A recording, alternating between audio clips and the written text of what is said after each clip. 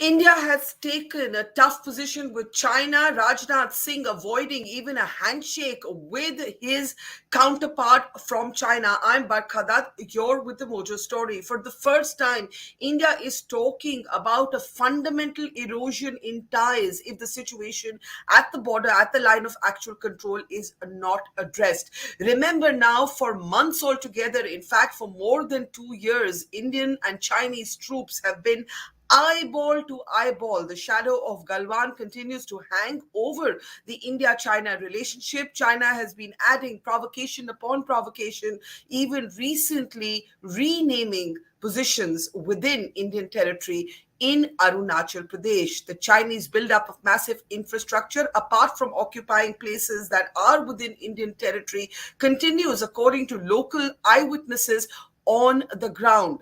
Despite multiple rounds of hard talk, this standoff has not been resolved. Now, remember, these talks are taking place in the context of the SCO summit, an SCO summit that is a forum that some diplomats are now suggesting India should not even be part of. It is a forum that some argue is controlled by the Chinese and has a nexus with the Russians and the Pakistanis.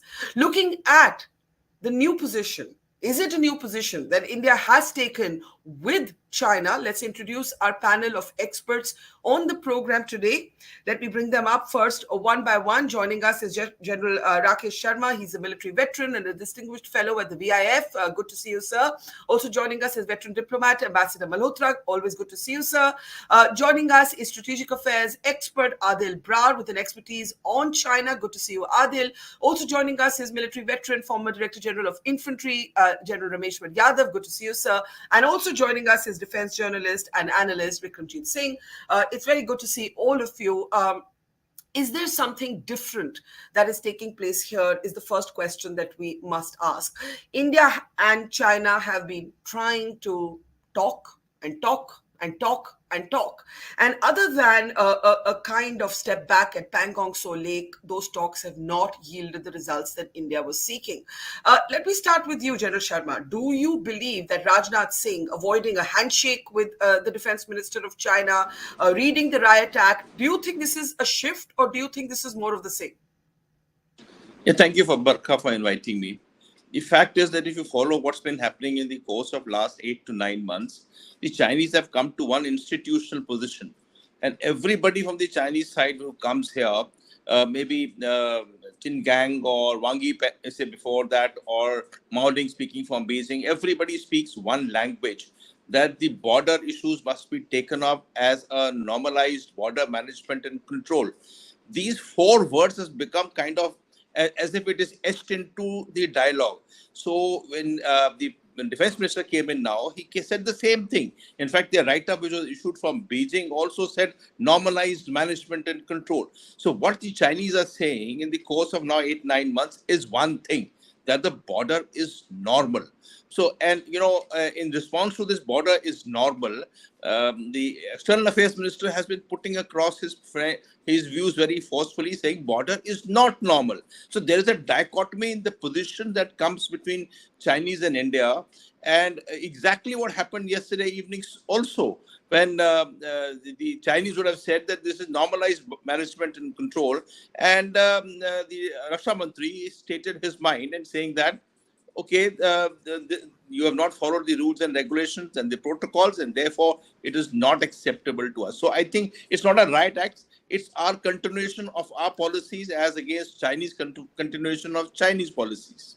And to that extent, General Yadav, this could be a zero-sum game. The Indian position continuing to assert it, the Chinese continuing to assert theirs. You've seen Eastern Ladakh now become, some would argue, like a new Siachen.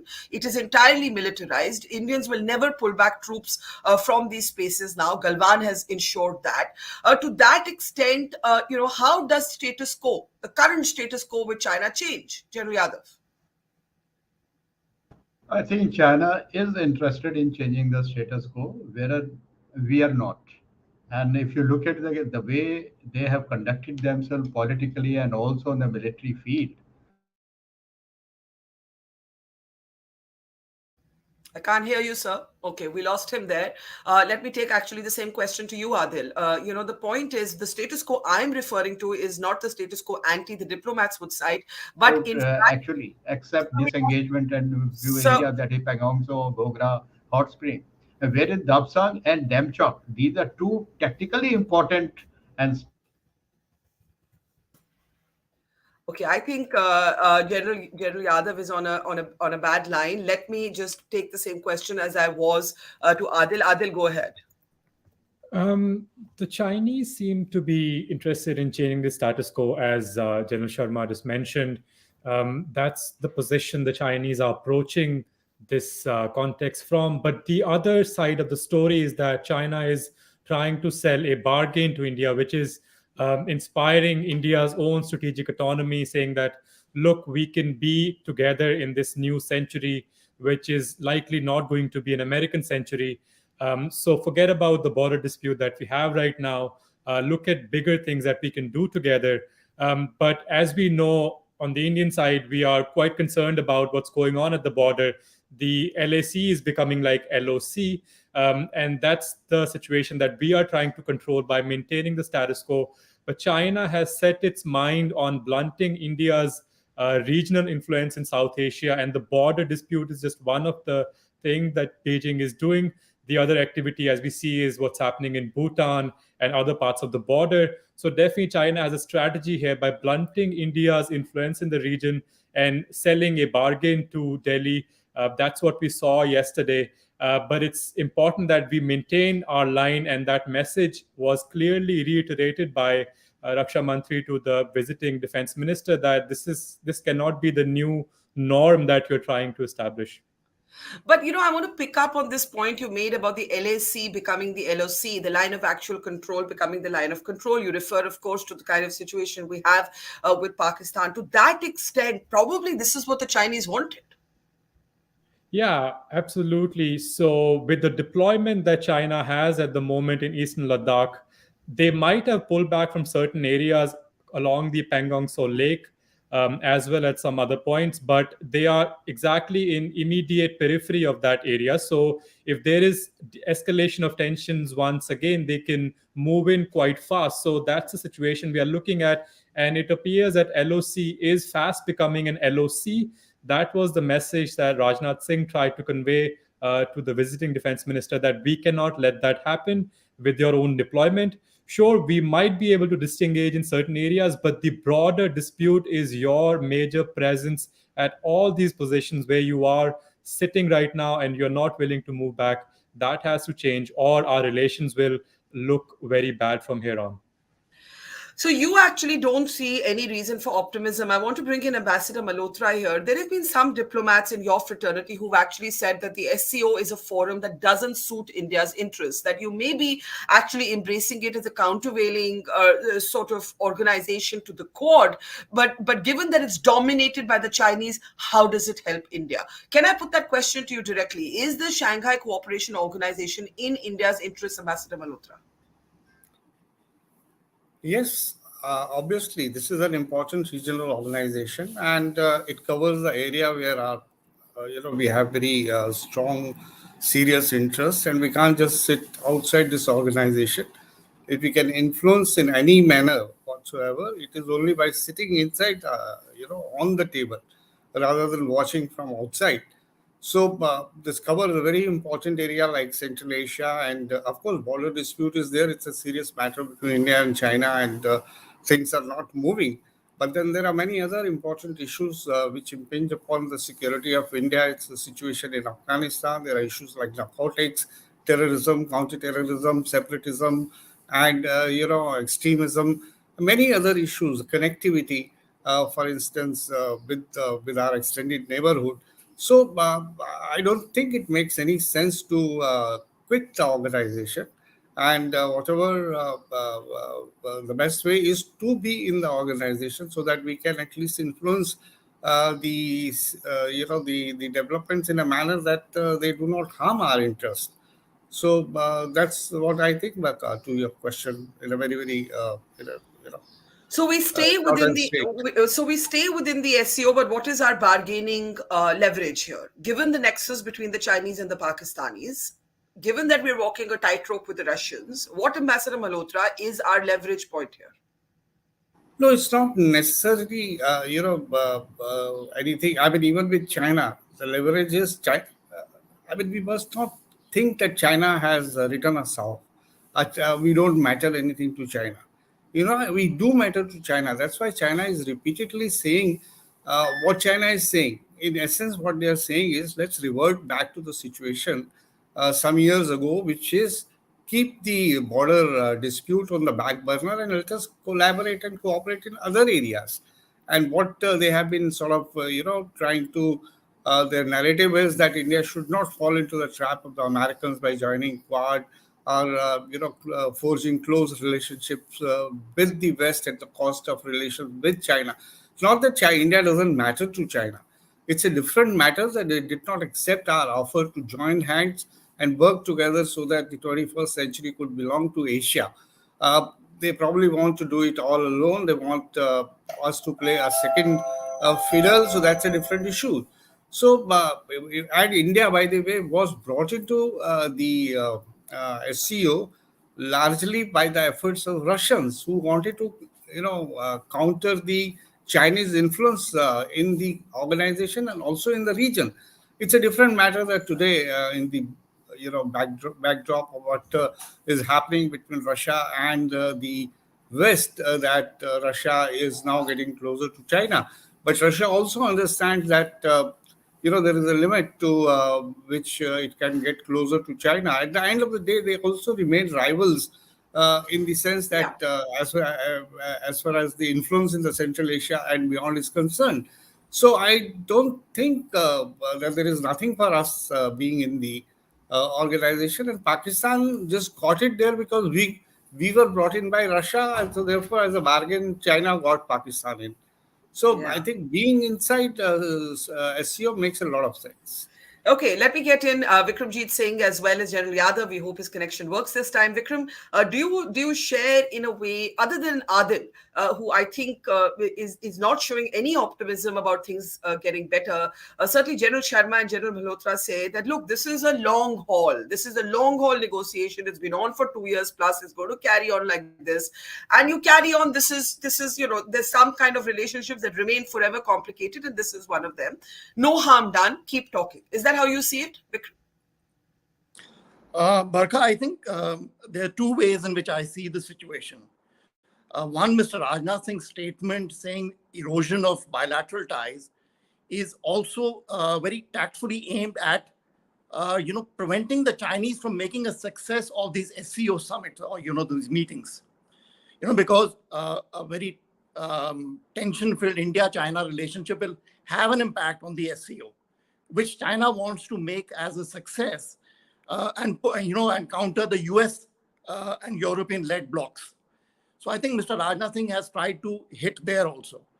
Secondly, I think Mr. Rajnath Singh not shaking hands, I think it is a bit of a, optics for the domestic political audience.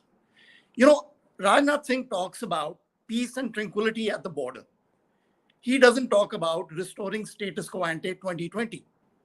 He doesn't talk about doing away with buffer zones. He doesn't talk about restoring patrol rights of the Indian Army.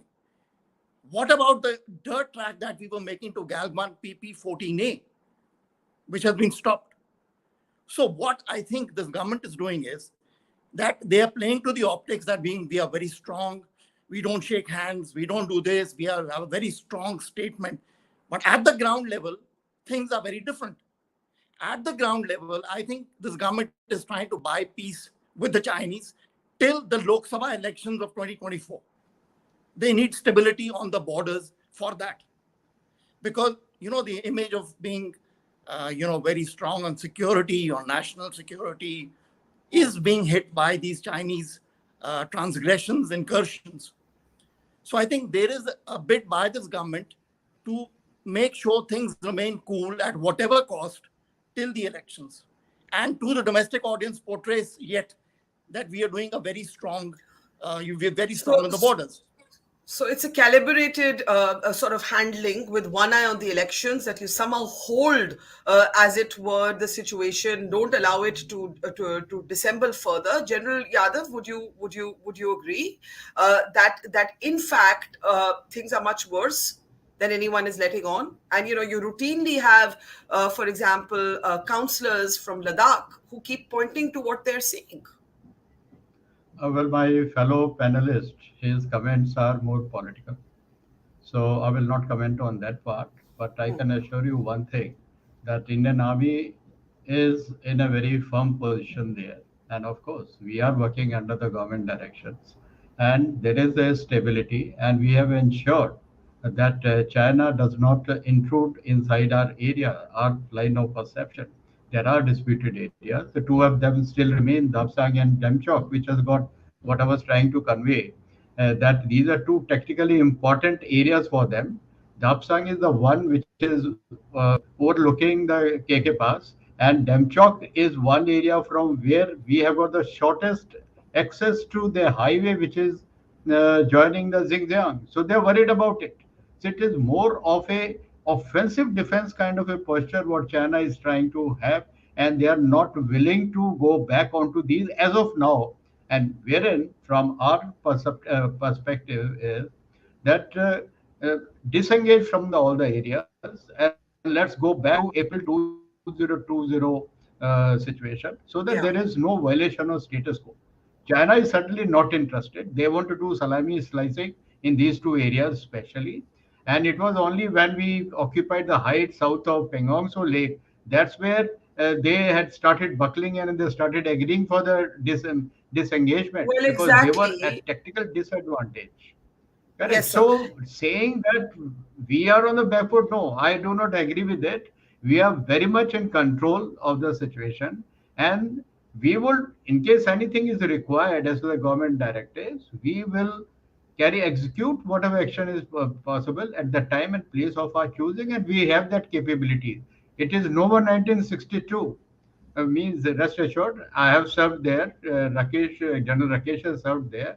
We know that area very well, and we are in a very firm position. So let me pick up the example you cite and take it to General Sharma of the military operation that actually led to the Chinese stepping back from the areas around Pangong. So we know that it took a military op to actually get the Chinese to do that. There has been a long debate over whether we then yielded far too much in the next round of negotiations, whether we should have used that military advantage to drive home a better deal.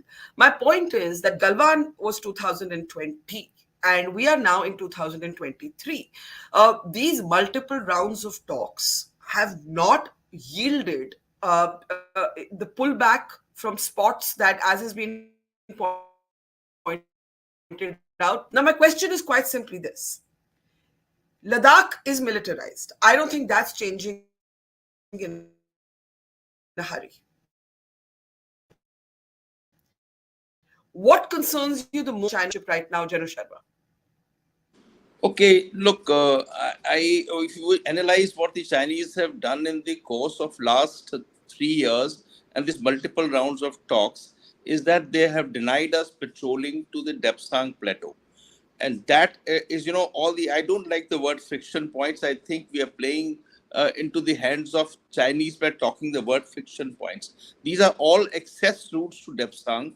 And even in the area of Depsang where there is still we say that there is a problem, there is a gap about 1.5 kilometers along the bottleneck, which denies us the patrolling rights. In the Demchok area, which is still stuck into this, it's the issue of, it's not Demchok proper, it's Demchok Nala, way inside Demchok Nala, which lends itself to a pass called Chardingla. So the Chinese are denying us the rights to patrol to the pass of Chardingla, which we used to patrol once a year. Now, having said that, what exactly has transpired, I think the Chinese have now understood that there is no more further movement possible in any one of these areas, because we are now occupying areas to deny any further salami slicing any one of these areas in Ladakh or even right up to Kibitu, all the 3,500 kilometers of frontage. So they have understood that there is nothing much possible less short of war. So what the Chinese call short of war, people say gray zone or terminology is being used. In short of war, they have reached what they wanted to reach, and this is period. That's why they're saying, okay, let's get down to normal. Let's take a step back. This is the new normal, and finish off with it. This new normal is not acceptable to us because it denies us our patrolling where we used to do so. And it also ties down a large quantum of our force in these areas, which actually is not conducive to good relationship of normalcy. Where is the normalcy?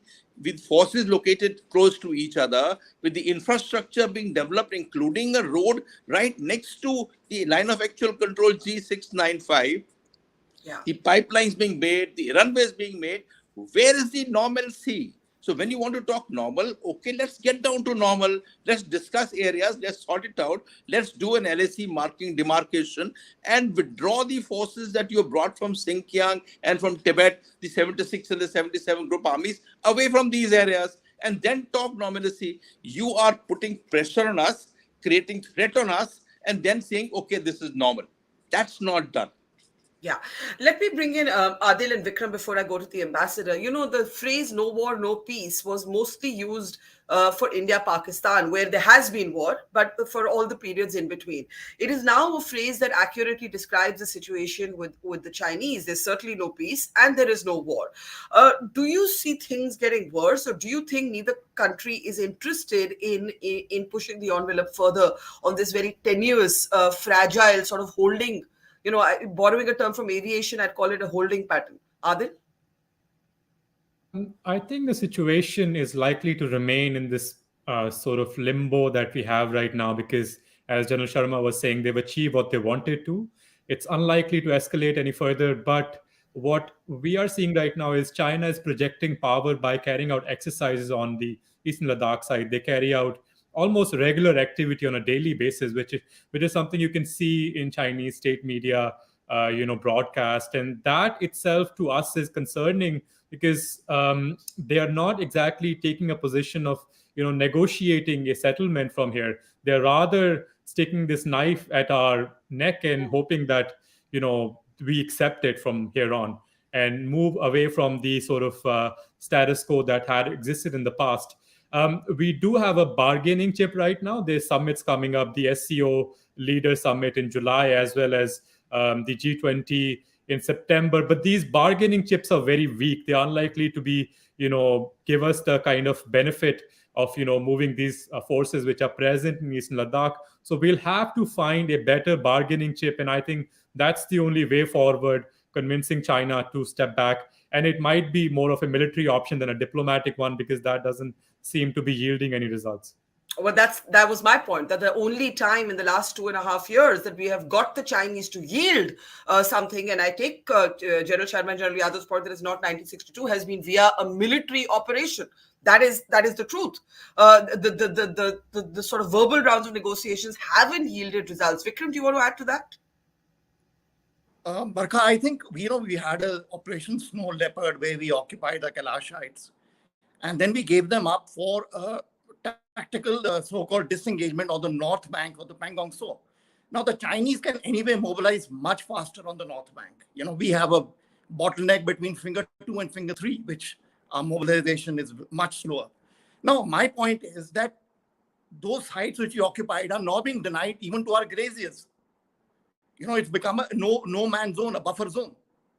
So I think we have to realize one thing, that our disputed frontiers are the biggest advantage that the Chinese have over us. And they're not going to relinquish this advantage easily. Because if we have Quad in the oceans, we have now a holistic naval base coming up on the Greater Nicobar Island, which is going to threaten China directly on the Malacca Straits, right? So why should China logically give up its advantage on the LAC? That is where they can keep on pressurizing us. And the economic cost of maintaining troops at those altitudes are ruinous.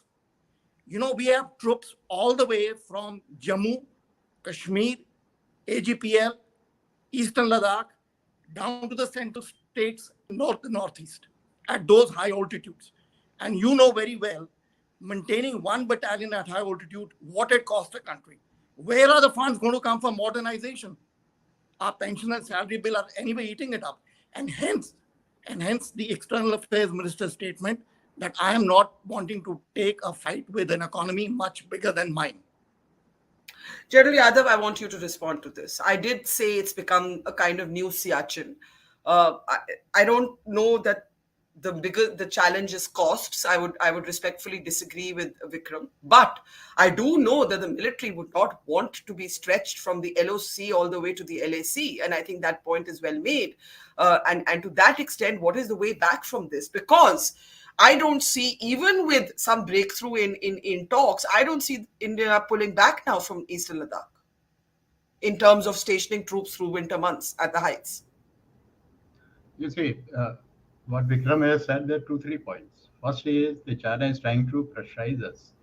China pressurizing us is their action, but getting pressurized is option lies with us. We are not pressurized militarily. We are in a very sound footing. That's it. It is whenever we wish at the time and place of our choosing, we have options, we have contingencies. All right, well, we cannot discuss it here in the open forum altogether. That is the first point. And the second point is, it has been more than 3 years now. China, their objectives at the time when they came in April 2020, none of them has been achieved, except that they have tried to change the LAC into LOC, as the ambassador has said. I agree with him. You see, they have built up the infrastructure and everything in this area. There have been 18 rounds of talk at the corps commander level, alongside number of diplomatic negotiations that we have had. But at the end of the day, nothing much has happened. But what is new in SCO this time is, it is the political leadership which is engaging the Indian political leadership in SCO. Now that means they have upgraded the level of negotiations in a hope that probably they can somehow try and convince political hierarchy and pressurize them to remain status quo in that area. And one more point, Barkha, I want to bring out is, we have to look at the geopolitical scenario, what is happening. There is apparent shift in the geopolitics as of now, because US is focused on to Ukraine. As far as Russia is concerned, it has gone down economically and militarily in a very big way. So now there is a strategic space that has been created.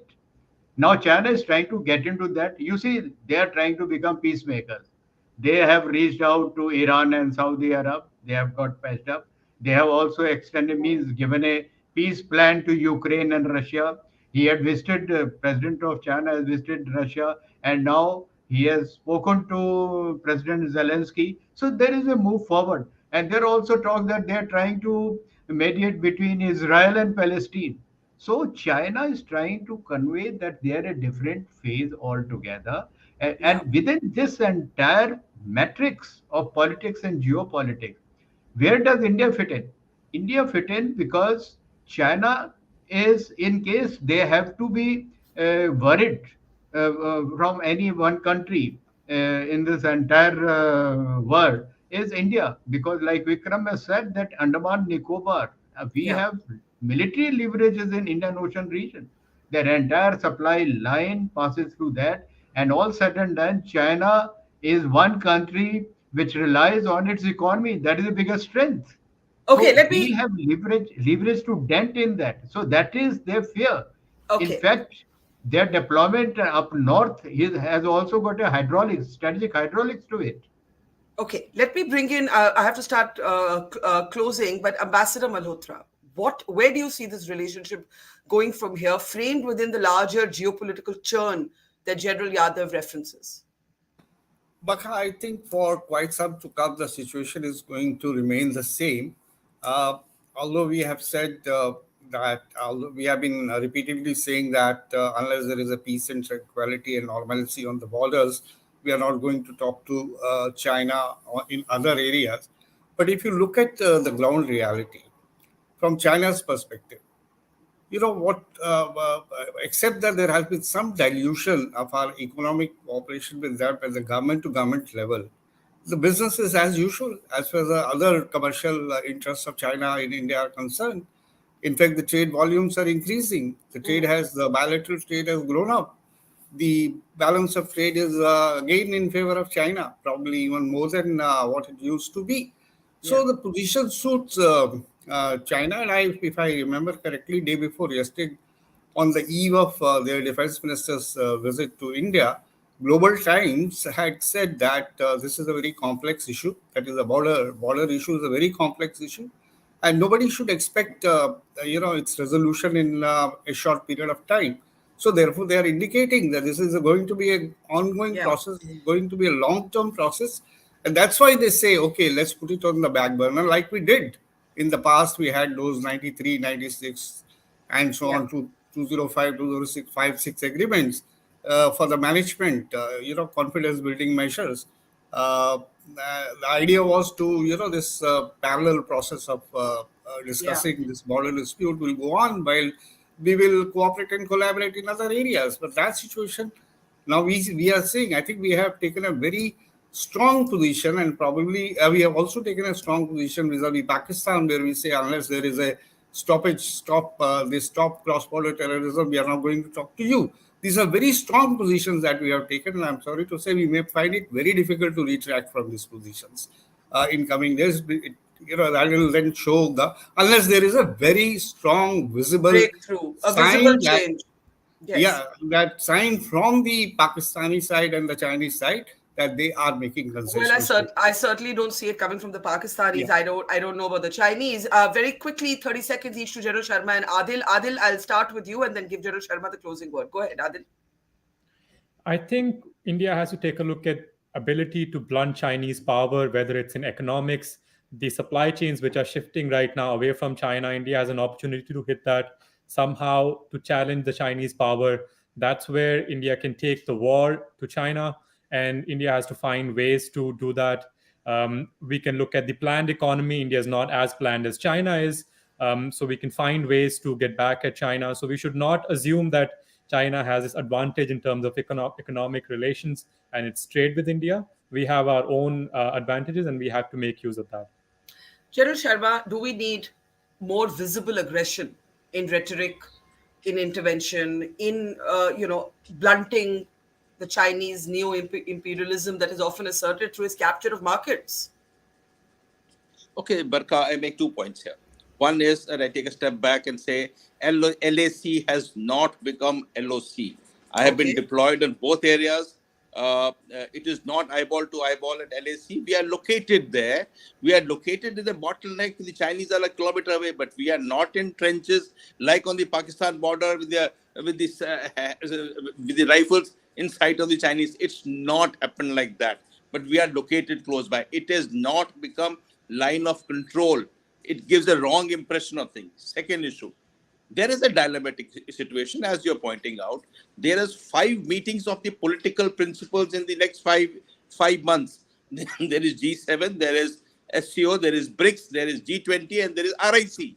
There are 5 meetings of the principle taking place. There is a political relationship that cannot be wished away, even if there is a border situation.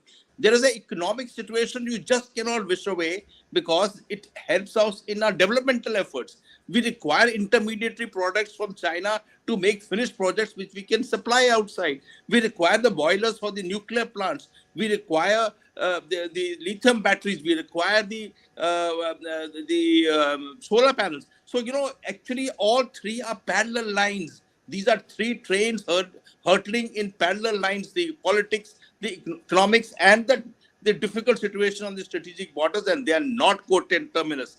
These are difficult times for India to manage 3 separate parallel lines and still keep moving ahead. So I think we are in a difficult situation.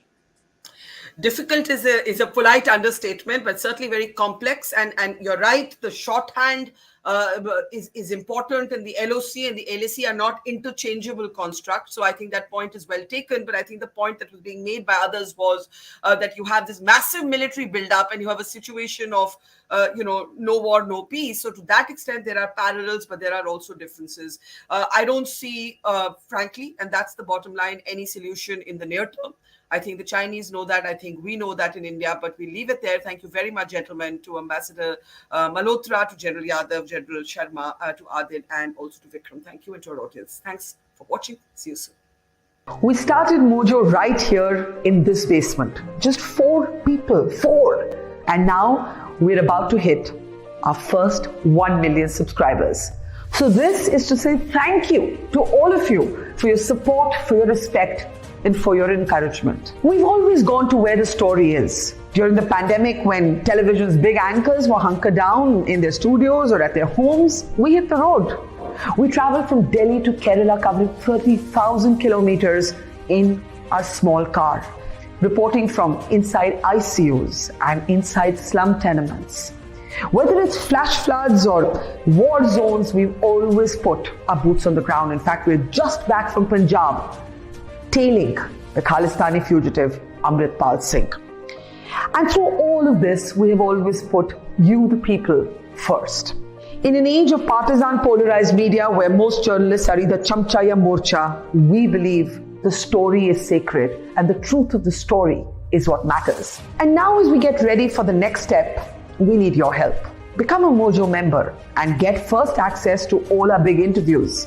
Get a chance to ask our newsmakers questions. Get a chance to write and report for us for both our website and our channels. And also, interact with me and my colleagues directly through AMA sessions. Literally, ask me anything. Click on the join now right next to the subscribe button, and yes, also subscribe if you haven't yet, and become a Mojo member for just 159 rupees a month. Hope to see lots of you in our community. It's great to see you here. Thank you for watching our work. If you haven't subscribed yet, don't forget to click the bell icon and subscribe to Mojo Story and support independent, robust journalism.